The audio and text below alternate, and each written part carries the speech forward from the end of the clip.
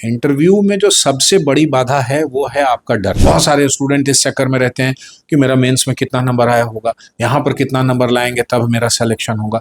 ये कैलकुलेशन छोड़ दीजिए। स्टूडेंट बहुत घबराए रहते हैं कि हमने पीटी पास कर लिया, हमने मेंस पास कर लिया, इंटरव्यू में क्या होगा, नहीं होगा तो क्या होगा, फिर से पीटी मेंस पास करके तब इंटरव्यू में।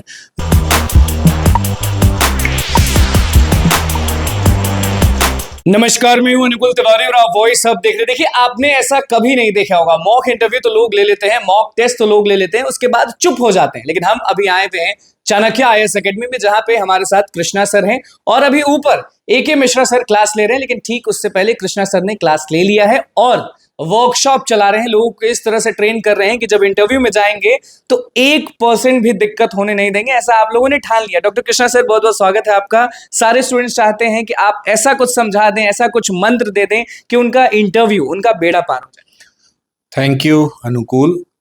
देखिए क्या है, इंटरव्यू एक ऐसा पड़ाव होता है जब स्टूडेंट फाइनली सेलेक्ट हो जाता है या किसी कारण से रह जाता है तो फिर पूरी प्रक्रिया पुनः उसे दोहरानी होती है। इसलिए बहुत ही इम्पॉर्टेंट फेज है ये। स्टूडेंट बहुत घबराए रहते हैं कि हमने पीटी पास कर लिया, हमने मेंस पास कर लिया, इंटरव्यू में क्या होगा, नहीं होगा तो क्या होगा, फिर से पीटी मेंस पास करके तब इंटरव्यू में जाना होगा। तो लाजमी है कि घबराहट होती है स्टूडेंट को। उनको छोटे छोटे से क्वेरीज होते हैं जो उनकी घबराहट का कारण होता है। उनको लगता है कि फलाने प्रश्न का उत्तर नहीं दे पाएंगे तो क्या होगा। वो अपने प्रोफाइल से रिलेटेड बहुत सारे प्रश्नों को निकाल के लाते हैं, फिर उसके अप्रोप्रिएट आंसर के करीब पहुंचने की कोशिश करते हैं। तो हमारी कोशिश है कि मॉक इंटरव्यू में तो स्टूडेंट को ये बता दिया जाता है, भाई आपने उनका मॉक लिया, उनकी जो कमियां हैं वो उन्हें आपने बता दी।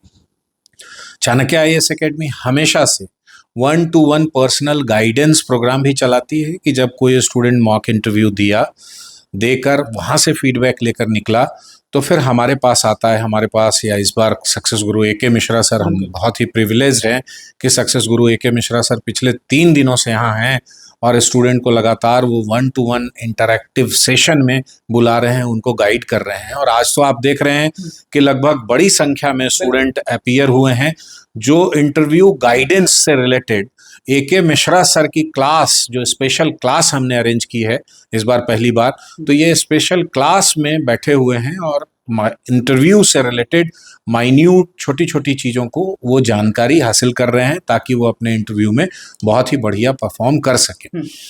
साथ ही दिल्ली से हमारे इंटरव्यू गाइडेंस के लिए जो मॉक इंटरव्यू है उसके लिए टीम आई हुई है हमारे रिटायर्ड आईपीएस शुक्ला साहब के नेतृत्व में।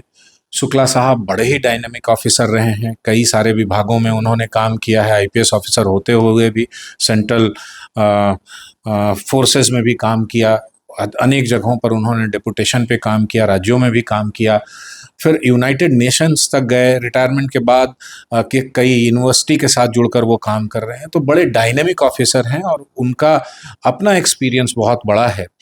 तो उनके नेतृत्व में टीम आई हुई है जो लगातार रिटायर्ड आईएएस आईपीएस उसमें हैं, उस टीम में, जो लगातार स्टूडेंट का मॉक इंटरव्यू ले रही है। मॉक इंटरव्यू में फीडबैक प्राप्त करके स्टूडेंट निकलते हैं, फिर सक्सेस गुरु एके मिश्रा सर से वो इंटरैक्ट करते हैं और अपनी जिज्ञासाएं, उनके और जो भी कुछ प्रश्न हैं या इंटरव्यू के जनरल प्रिपरेशन, जनरल परसेप्शन के विषय में जानकारी लेते हैं और तब जा रहे हैं। और फिर अंत में हमने क्या किया कि ये जितने स्टूडेंट अभी तक हमारे पास लगभग 150 पौने 200 के आसपास का जो आंकड़ा है आए इंटरव्यू के लिए अभी तक मॉक, उन सबों को बुला लिया कि भाई अब आप सक्सेस गुरु एके मिश्रा सर और पूरी टीम का एक क्लास अटेंड करें। ये क्लास फुल डे चलने वाली है अनुकुल, जिसमें कि जैसे आपने देखा, मैंने अपने जानकारी शेयर की है, सक्सेस गुरु एके मिश्रा मुख्य वक्ता हैं इसके।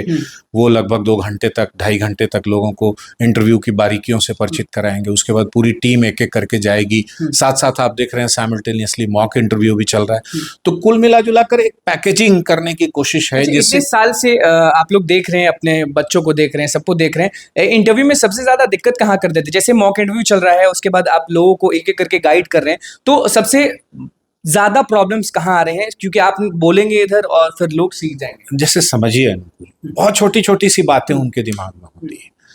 वो कैसे ड्रेसअप होंगे, कैसे इंटर करेंगे, कैसे चेयर पे बैठेंगे, कैसे वो आंसर इनिशिएट करेंगे, कहाँ पर आंसर्स को छोड़ेंगे, चेयर पे बैठने में भी वो करना है। सब चीज, हर चीज। तो उनके बहुत सारे क्वेश्चंस होते हैं, बहुत सारे सवाल होते हैं, और अगर जो उनका जवाब दे दिया जाए तो उनका कॉन्फिडेंस लेवल बहुत ऊपर हो जाता है। देखिए, इंटरव्यू में जो सबसे बड़ी बाधा है वो है आपका डर। ठीक है, स्टूडेंट बहुत डरे रहते हैं, डरना नहीं है। आप समझिए, आप ही ने पीटी पास किया है, आप ही ने मेंस पास किया है, आप इंटरव्यू में जा रहे हैं, जानकारी की तो कमी हो ही नहीं सकती आप। दूसरी बात, इंटरव्यू क्वेश्चन आंसर सेशन नहीं है जहां आपसे कुछ प्रश्न पूछे जाएंगे और आप प्रश्नों का उत्तर नहीं देंगे तो आप डिस्क्वालीफाई हो जाएंगे। ऐसी स्थिति नहीं है। इंटरव्यू पर्सनालिटी टेस्ट है, और आप यदि प्रश्नों को अच्छे से डिनाई करते हैं तो भी कोई दिक्कत खास नहीं होने वाली है। लेकिन जनरल प्रश्न जो सामान्य जानकारी से हैं उससे अपेक्षित रहता है कि भाई वो आप जाने, तो उसके विषय में हमें तैयारी कर लेनी है। भय बहुत बड़ी चीज होती है। भय किस बात की? कि क्या होगा, नहीं होगा तो हम क्या करेंगे। तो सबसे पहले दिमाग से ये निकाल दीजिए कि भय होने से कोई फर्क नहीं पड़ता। बहुत सारे स्टूडेंट इस चक्कर में रहते हैं कि मेरा मेंस में कितना नंबर आया होगा, यहाँ पर कितना नंबर लाएंगे तब मेरा सिलेक्शन होगा। ये कैलकुलेशन छोड़ दीजिए, है ना। आप अपना बेस्ट दे के आइए, और मैं आपको कहता हूं कि अगर जो आप फियर फ्री होके वहां जाएंगे, अपना बेस्ट दे के आएंगे, तो आपको बढ़िया मार्क्स मिलेगा। वो लोग आपको सेलेक्ट करने ही बैठे हैं, आपको डिस्क्वालीफाई करने नहीं बैठे हैं। लोग डर जाते हैं जिस तरीके से वो लोग सवाल पूछते हैं ना, सामने वाला जो स्टूडेंट है जो वहां पे बैठा हुआ है तो वो थोड़ा सा डर जाता है। अब आपको ये भी बता दें कि बोर्ड की पहली कोशिश ये होती है कि स्टूडेंट जो आया है उस बोर्ड में इंटरव्यू के लिए, उसको सबसे पहले नॉर्मल करें, कंफर्टेबल करें। बोर्ड उनसे ये इस तरीके का व्यवहार करता है इवन कि जिससे कि वो कंफर्टेबल हो जाए। यहां तक कि आप किसी प्रश्न के उत्तर में कहीं लड़खड़ा रहे हैं तो बोर्ड आपकी मदद तक करता है। तो इसलिए आप ये मत सोचे कि मैं कहीं ऐसी जगह जा रहा हूं जहां पर एकदम लगातार मेरे पे बमबार्डिंग होगी और एकदम हम परेशान हो जाएंगे। ऐसी स्थिति नहीं है। आप अपने दिमाग में ये सोच के जाइए कि मैं अपने पर्सनालिटी को एसेस कराने जा रहा हूँ। रादर ये सोचिए कि मैं ऑलरेडी सेलेक्टेड हूँ और अपने सीनियर से बात करने जा रहा हूँ। बिल्कुल। देखिए 69 बीपीएससी में तो आपने सबका बेड़ा पार लगा दिया, पीटी सब चीज इंटरव्यू। अब 70th बीपीएससी पे सबका नजर है, उसको लेके चाणक्य क्या कुछ नया ला रहा है? देखिए, हम लोगों ने पीटी का एक एक्सटेंसिव क्रैश कोर्स किया है जो लगातार चल रहा है।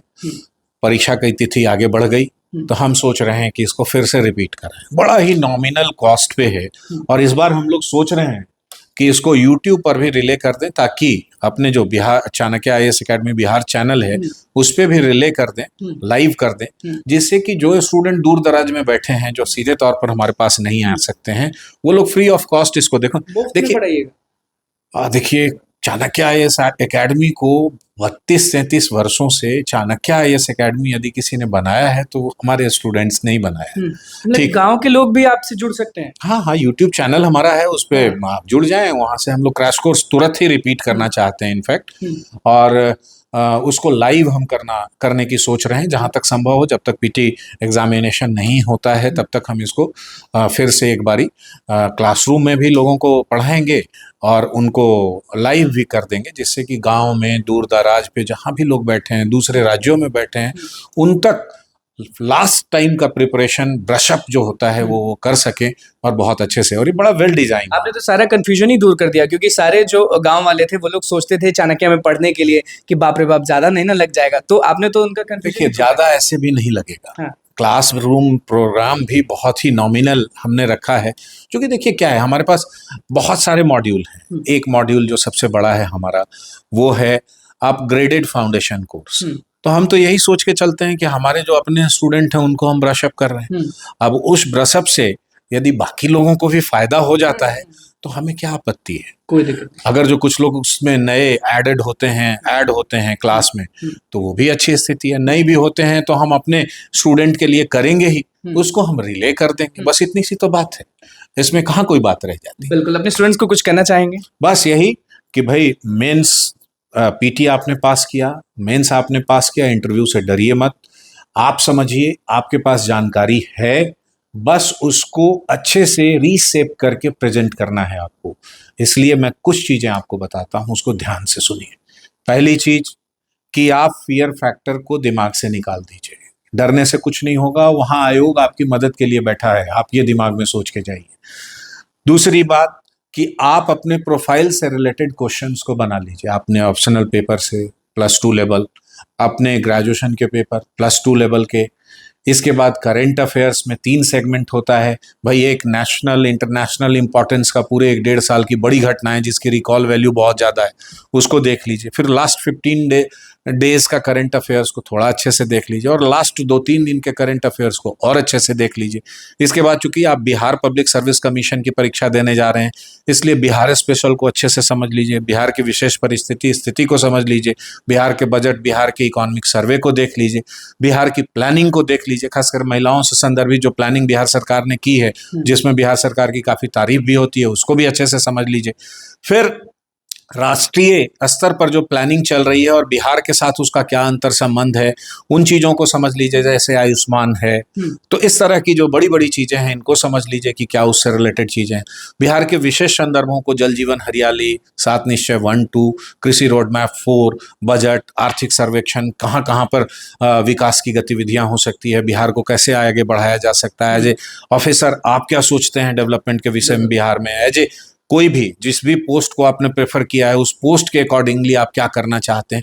तो इस तरीके की चीज़ों को आप अपने अंदर, अपने पास क्वेश्चन लिखिए, लिखकर उसका संभावित आंसर बनाइए, फिर उसको रीचेक कीजिए कि क्या ये सही है। कम शब्दों में टू द पॉइंट अपने आंसर्स को रखने की कोशिश कीजिए, मौलिक उत्तर दीजिए, किसी का सिखाया हुआ नहीं। आप जो सोचते हैं उसको आप रिसेव करिए, ऐसा नहीं कि आप कहीं से गए और वहां से लिख के लाए। आजकल इस फील्ड में सबसे बड़ी समस्या क्या है ना, अनुकूल, कुछ लोग अपनी चीजों को लोगों पे थोप देते हैं। अब आप सोचिए, बोर्ड में 10 लोग एक ही बात बोलते रहेंगे तो बोर्ड तो खुद इरिटेट हो जाएगा कि मौलिकता नाम की चीज क्या है। तो रटाया रटाया है, हर व्यक्ति की अपनी सोच होती है, अपना स्टाइल होता है बोलने का।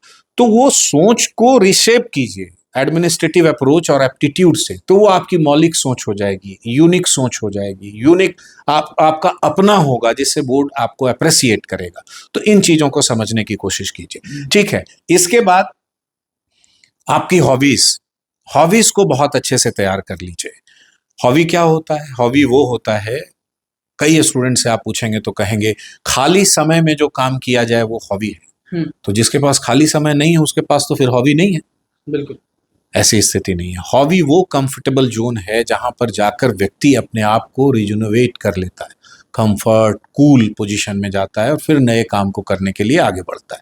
तो इसलिए हॉबी वो है जो खाली समय में किया जाए, और हॉबी वो भी है जिसके लिए समय निकाला जाए, खाली समय निकाला जाए। तो जब दोनों है तो उसके विषय में जानकारी हमें ठीक ठाक होनी चाहिए।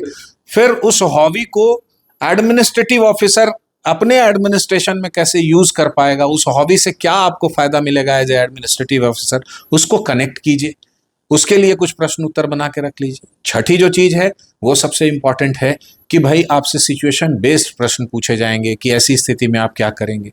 ध्यान रखें, कोई भी इमरजेंसी लाइक सिचुएशन से रिलेटेड यदि प्रश्न पूछा जाएगा तो आपका पंच लाइन है कम से कम नुकसान में कंट्रोल कर लेना। पहली बात, इमरजेंसी में सबसे पहले इमरजेंसी सर्विसेज को ही सूचित किया जाता है, फिर अपने सीनियर्स को सूचित किया जाता है। तीसरा, अपने सोशल कॉन्टैक्ट्स, वहां पर आप पोस्टेड हैं, सोशल कॉन्टैक्ट्स का इस्तेमाल किया जाता है जिससे कि उसकी प्रभाविता कम की जा सके और टाइम बाई किया जा सके और आपको ज़्यादा एक्स्ट्रा हेल्प मिले ताकि उसको आप कंट्रोल कर सके।